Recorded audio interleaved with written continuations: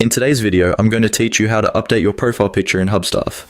If you want to keep your account looking professional and easy for your team to recognize, updating your profile picture is a simple but useful step.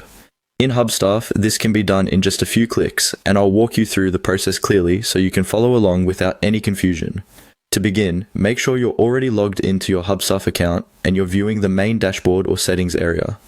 Once you're in, look toward the top area of the screen for your profile icon. This is a small account image or avatar that represents your user profile. Go ahead and click on that profile icon. This opens the menu where your personal account options are stored.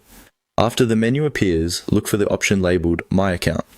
Click on My Account to open your personal account settings. This is where Hubstaff keeps the details related to your user profile, including the profile image that appears across the platform.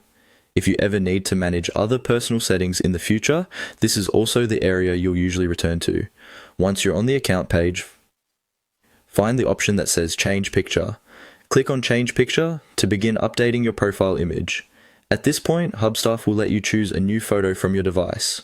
Select the image you want to use, and if prompted, adjust or confirm it so it displays properly. As a quick tip, it's best to choose a clear, well-lit image where your face is easy to see, especially if you use Hubstaff with a team. A simple headshot or professional-looking photo usually works best.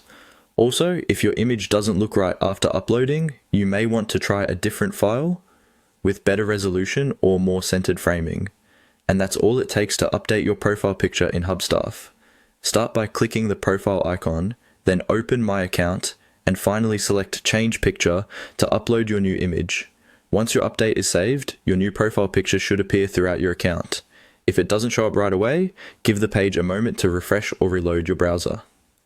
Thanks for watching, and I'll see you in the next tutorial.